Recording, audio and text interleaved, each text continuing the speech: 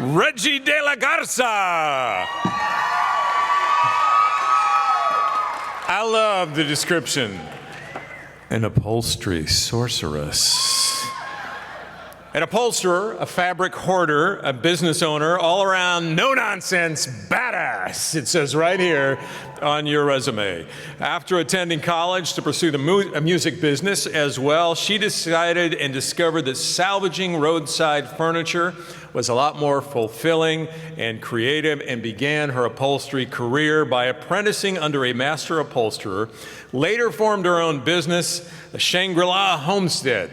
And Regina aims to shed light on the carbon footprint that is associated with those big box furniture things you can buy and throw away, but also how we as a community can do our part in saying no to the cheap, sad plywood furniture.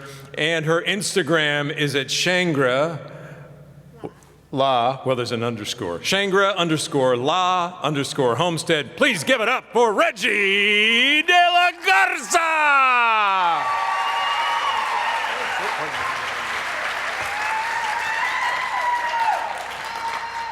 Hi, oh my God, I can't see anybody. The only person I wanted to see today was my 2-year-old, but he's really sick and he's not here, so I need you guys to be him and look at me lovingly even though I can't see any of you. I don't know what's going on. Okay, here we go. I have a lot to say, so just bear with me. I'm gonna power through it. During my formative years, my mother worked for a furniture store. I would pass out popcorn in a clown costume, and for QA purposes, jump from mattress to mattress. I would watch the stock guys in the back perform minor reupholstery and repair furniture that was damaged during transport. This was my first encounter with the possibilities of preservation. This is also where my interest in textile design started. Walking through 2 decades of these manicured and mostly gaudy interiors settings spurred my imagination. I'm positive this is why I have such a boner for floral textiles and anything upholstered in a floral motif. Let's talk about salvaging roadside furniture. I'd show you actual images of my furniture hoards, but honestly, it's not funny or cool, so here's some images of me photoshopped into furniture hoards. Some people take in animals, I take in furniture. I have a hoarding problem, but in my defense, I have every intention of giving these pieces forsaken. So with all this acquired furniture, a love of textiles, and a desire to work for myself, I decided that learning how to sew was a good first step. I'm self-taught, and it's been equally the most rewarding and frustrating skill I've accomplished. Take a look at that thread running through my finger. My first commission job was to make floor pillows for one of my art heroes, Joy Faruso, for her installation at the New Braunfels Public Library. It was this work that piqued my interest in upholstery. Soon after, I sought out a master upholsterer and apprenticed for 2 years. Since Shangri-La's inception, I've been fortunate to collaborate with creative minds, to be trusted with heirlooms, homes, and restaurants. Some people even trust me to do whatever I want. I've gotten to know so many people in my trade, and one of the things I love most about my interactions with these individuals is cultivating a shared vision. For me, upholstery has become a practice in the art of Zen, becoming one with the furniture, being the furniture. Because upholstery is done by human hands, every piece is a surprise once I start the stripping process. There are countless techniques to learn and master, and I have seriously injured myself so many times that I have developed a healthy fear of my trade. However, there are positives. Like my upper body strength is scary strong. I love bringing your beloved Gam Gam's chair back to life, and most importantly, the feeling of reclaiming a solid piece of furniture that would otherwise end up in a landfill. And it's because of this last statement that I have learned some hard truths about my nemesis, big box home furnishing stores.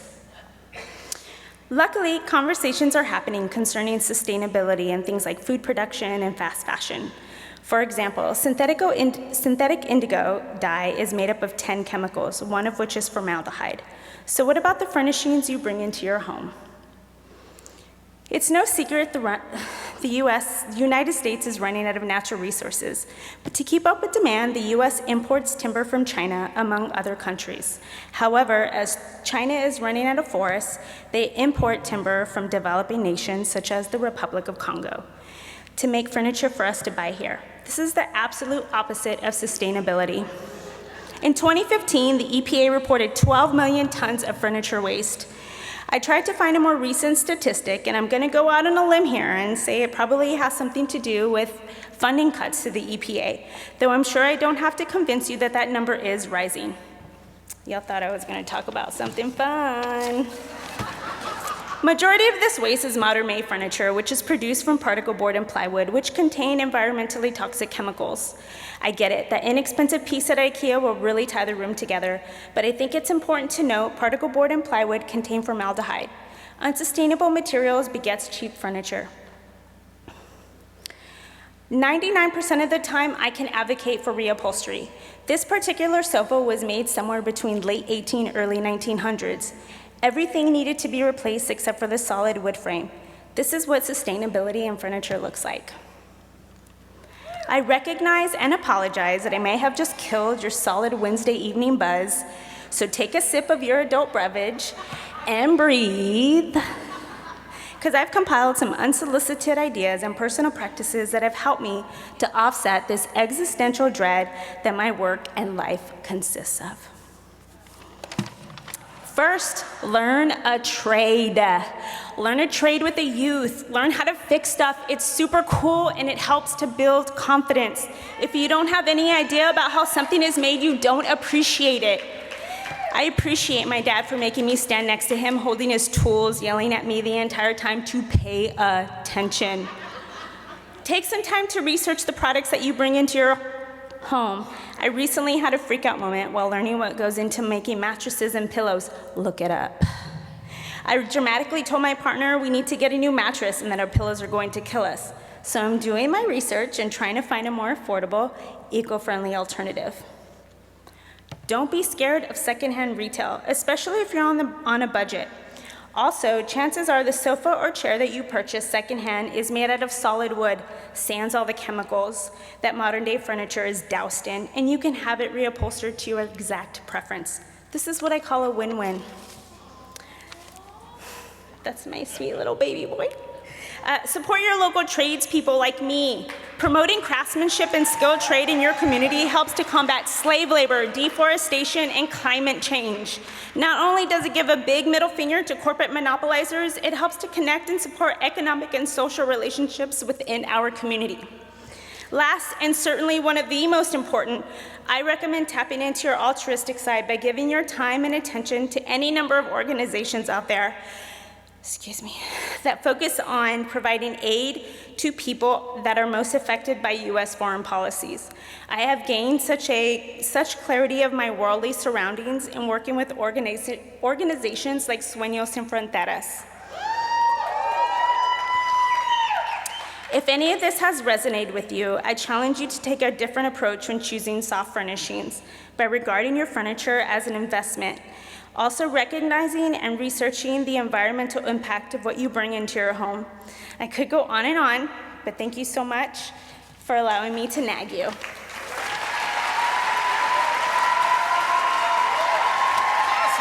Thank you.